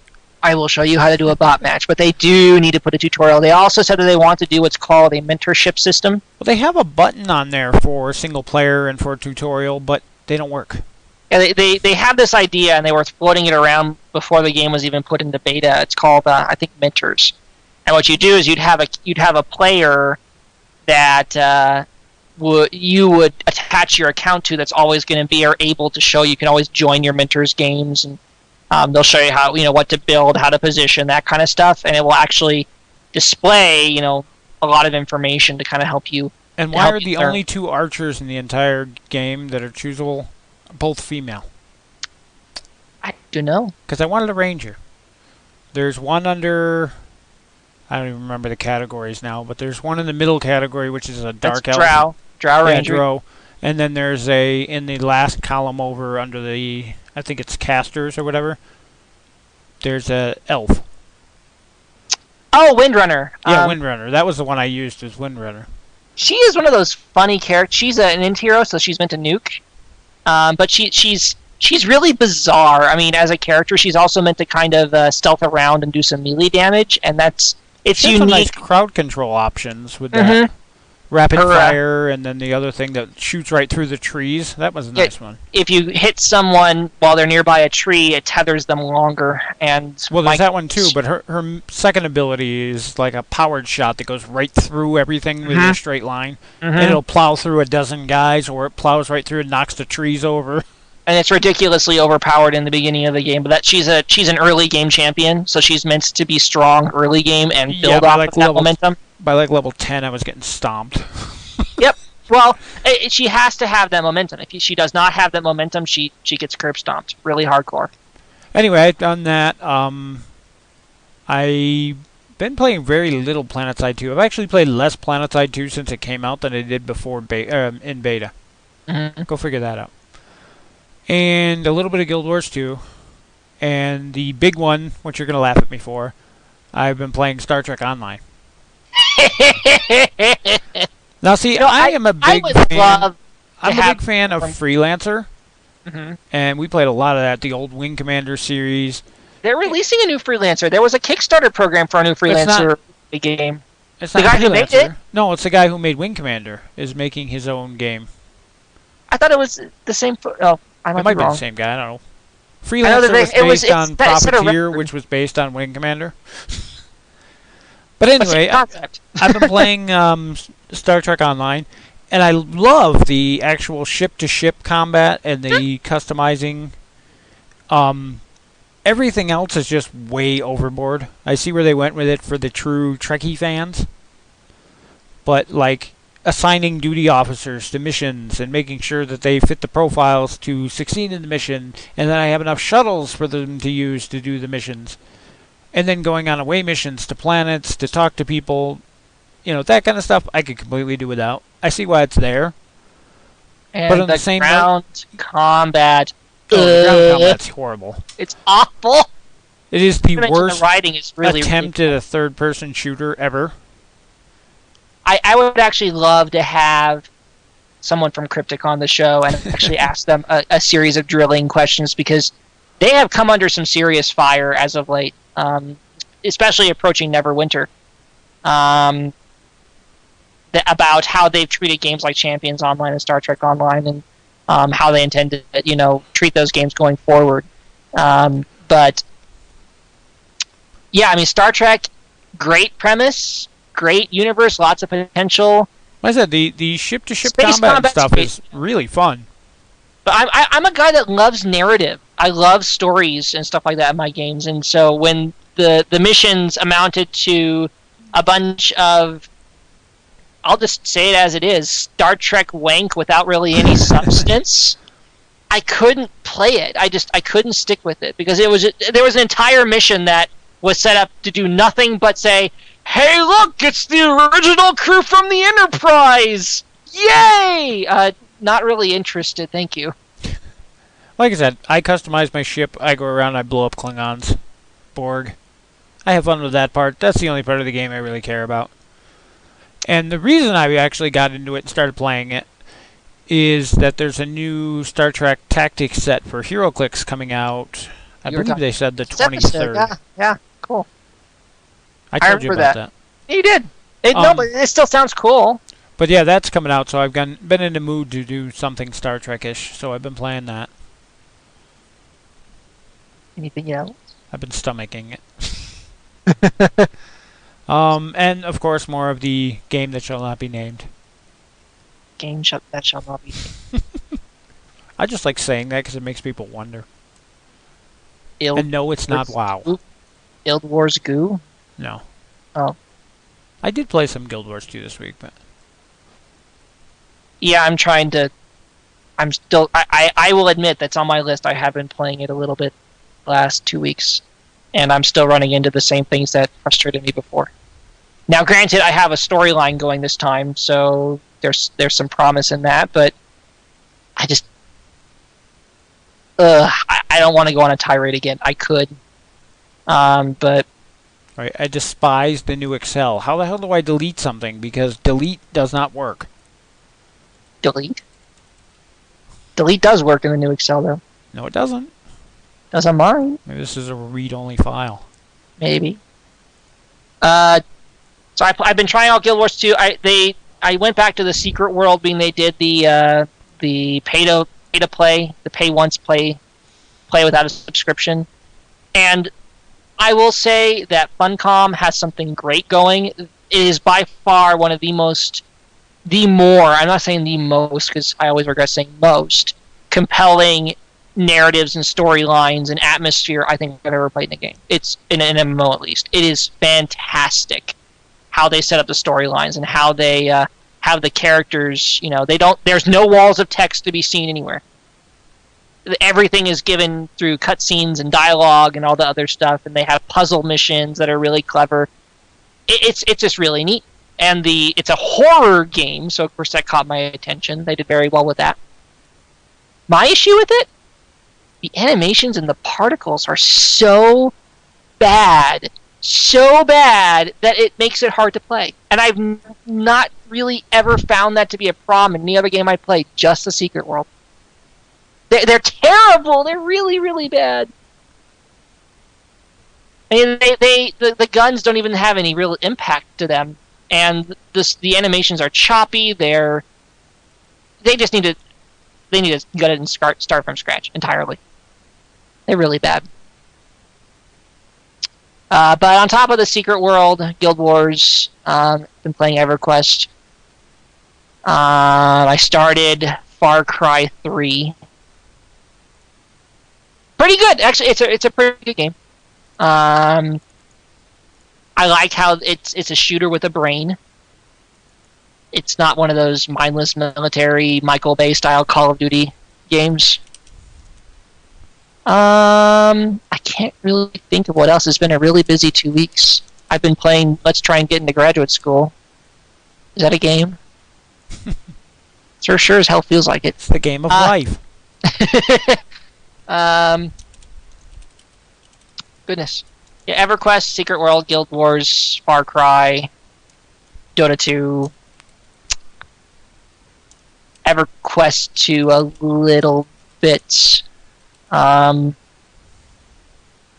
still have a couple friends that play it. Most everyone that I know now plays Guild Wars 2, so. And EverQuest. But yeah, it's just been too busy for me. I haven't really had time to play a boatload of games. Oh, I started The Walking Dead. The new Walking Dead episodic games. The game? Yes, the one by Telltale. And it is really, really good. It's fantastic. It's they seem to have managed to revive the adventure game, the point-and-click adventure game. It's a little like a point-and-click adventure game with a really good storyline. See, I wasn't a big fan of the series because the characters seemed like they were incompetent. Like, oh, I've never seen a zombie movie before. They called them walkers in the show with out. It's like it's a zombie. I don't know if you ever run into that in games or TV series or movies before, where there's like a zombie apocalypse happening and nobody has any idea what the heck a zombie is. No clue. All I have to say is if there's ever a zombie apocalypse here, I'm safe. Because the town I live in, they'll all starve. But that's actually one of the other reasons why I like the Secret World's narrative, is that they will shamelessly drop references to like Left 4 Dead or The Walking Dead or other games and movies like Star Trek. It's just they know that it's a modern game set in present day. Why wouldn't people know about this kind of stuff? But The Walking Dead, at least in the television series, what's a zombie? And we'll call it a walker. It just seems a little removed from reality because we are so bombarded with information. It's like, what? They get cut off from it? I don't know. It's been a weird week. It's been a very weird week. But yeah, I'm gonna keep on trying Guild Wars 2, see if I can stick with it this time. I probably won't stick with the Secret World though. It's just, well, yeah, it's that bad. I might try a couple of different sets and see if like the Elemental set, but that's really it. It's been a really low-key week. Well, low-key in terms of games. It has been a pretty slow week. There has been no gaming news really to speak of. Yes, there has. The Bonbach Industries beta. Oh. Well, that's... we spent an hour and 30 minutes talking about that, and that is great gaming news. But I think what we're going to do is have everybody who's listening live, everybody who's listening to the recording, if you want to send a email, that way I can just hit reply and put the code in there. You can send it to trueflight@eqtuesday.com. Or, sorry, that one doesn't work anymore. Wow, see, 2 years of doing that. Trueflight@onlinegamingradio.com or ogrdj@live.com. He's got all the keys. Yeah, so go ahead and send an email. That way I can just hit reply. That works good. I think that's what we've been advertising on the OGR site too, is to just do the email. So, anyway, that's all that. While I was thinking about it. We also have another guest for the next show. Yes, we do. We are going to have Linda the Dwarf Brass Carlson, the community relations manager from Sony Online Entertainment, on the show on the 28th. And we are going to be drilling her about SOE's free-to-play model. Its evolution over the years, how it's changed since they first brought it about with EverQuest 2, I think it was called EQ2 Extended, and how it's going to go forward from now. I mean, considering they've gotten a boatload of feedback and criticism. Positive comments, etc. We kind of want to ask all the questions about free-to-play and see what she has to say. So that will be on the 28th. And how it's hopefully changing in the future. Yeah, I mean, well, we're going to be putting together questions. That's what we did for Tony. And sending them off and see what she has to say. And who knows? We might get some really interesting responses about the future of their model. Because it has changed a lot. I mean, we see now with PlanetSide 2 offering it completely and totally free with just Cash Shop. I mean, Q2 is different than Vanguard, than EverQuest. Are they taking the feedback that they're getting into account? Are they going to change anything with EQ2? I mean, these are the kinds of questions I'd like to ask, and that we probably will ask if she lets us. So be sure to tune in. We will have her on the show on the 28th. And if you have any questions you want us to ask, you can send them to us too. Yep. Or come in the IRC. We'll do what we did again tonight, pretty much pre-screen them and throw them up at the end of the show. You can send those to trueflight@onlinegamingradio.com. Or Zjeven, that's ZJEVEN, @onlinegamingradio.com. If it works. It should work. It should work. Wow, they're picking on you. That's wrong. I'm not even going to repeat it.